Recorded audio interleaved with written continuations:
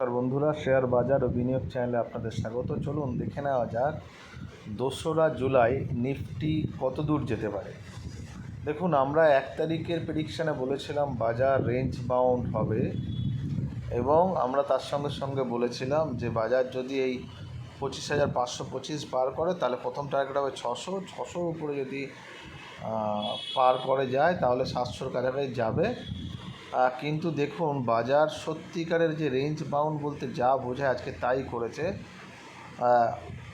দেখুন, এখানটাতে টাচ করে খুলেছে 515 থেকে টাচ করে দেখুন কত অবধি গেছে, 594, মানে 600 যায়নি, একদম 600-র ওইখানটা টাচ করে যে নামলো নিচে, সারা দিন এখানেই ঘুরে বেরিয়েছে। আজকে অপশান সেলারদের মানে দিন ছিল, একদম এইখানেতেই সারা দিন ঘুরেছে। মানে যদি প্রথম 2-3টে ক্যান্ডেল বাদ দিয়ে দেওয়া যায় তাহলে মোটামুটিভাবে 40 পয়েন্ট 50 পয়েন্টের মধ্যে সারা দিন বাজার ঘুরেছে। আর সর্বমোট এখানে হচ্ছে 25,593 থেকে 501, মানে 94 পয়েন্টের মধ্যে সারাদিন বাজার ঘোরাফেরা করেছে। আমরা বুঝতে পারছিলাম যেটা রেঞ্জ বাউন্ড হতে পারে বাজার।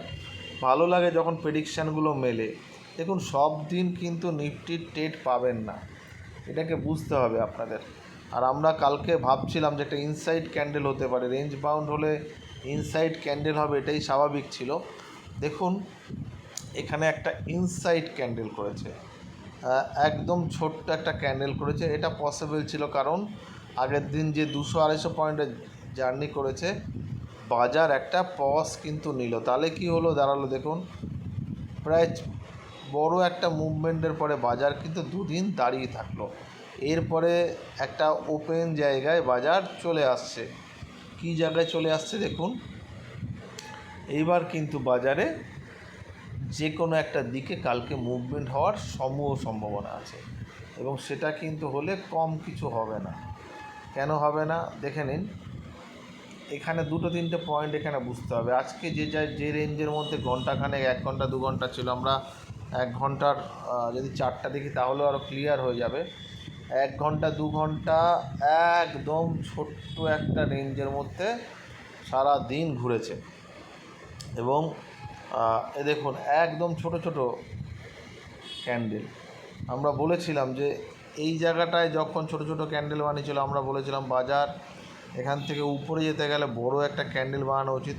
বড় ক্যান্ডেল বানালো, কিন্তু পজিটিভ নয়, নেগেটিভ ক্যান্ডেল বানালো। সেই রকমই দেখুন আজকে শেষ 3-4 ঘন্টা দেখুন একদম ছোট ছোট ক্যান্ডেল বানিয়েছে।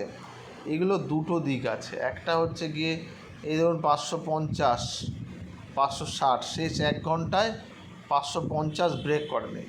তাহলে এবার কি হবে, যদি বাজারকে উপরে যেতে হয়, ফ্ল্যাট খুললো 530-এ, এখন বন্ধ হয়েছে 530-এ, খুলে যদি 550 ভেঙে চলতে আরম্ভ করে, এই লেভেলটা 555-60 ভাঙে, তাহলে আবার 600-600-র কাছাকাছি যাবে। 600 ভেঙে যদি 5 মিনিট চলে তাহলে একটা উপরের দিকে মুভমেন্ট দিয়ে 670 থেকে 700-র কাছাকাছি যেতে পারে। কিন্তু যদি 700-র উপরে 10 মিনিট থাকে তাহলে 800 চলে যাবে। ঠিক আছে, বাজার এটা উপরের দিকে বললাম। নিচের দিকে কিন্তু একটা পসিবিলিটি আছে আরও ভালো মুভ কিছু করার, মানে নিচের দিকে হলে কিন্তু খুব তাড়াতাড়ি মুভমেন্ট করবে। ধরুন বাজার ফ্ল্যাট খুলে নিয়ে বাজার এই জায়গাটা ভাঙলো, মানে 470-75 ভাঙলো। 470 যদি ভেঙে যায় তাহলে প্রথম টার্গেট হবে হচ্ছে 470, যদি ভেঙে যায় তাহলে প্রথম টার্গেট হচ্ছে 360-70, আর 350 যদি ভাঙে তাহলে বাজার কিন্তু আবার এখানে 300, তার নিচে হচ্ছে 250, এই লেভেল অবধি বাজার কিন্তু চলে আসতে পারে। ঠিক আছে, আর বাজারে কালকে একটা মুভমেন্ট বোঝা যাবে যে বাজার আবার ছোট জায়গার মধ্যে ফাঁসবে না বড় জায়গাতে যাবে। কালকে যদি বাজার নিচের দিকে আসে তাহলে কিন্তু একটা ভালো রকমের কিন্তু আমরা 200-250 কাছাকাছি বাজারকে দেখতে পারি। 25,210 থেকে 250, এই লেভেলটা কিন্তু আপনারা মনে রাখবেন। মানে প্রায় 200 থেকে 250 পয়েন্ট কিন্তু নিচের দিকে একটা ফল আমরা দেখতে পারি। দেখা যাক এবার কি হয়।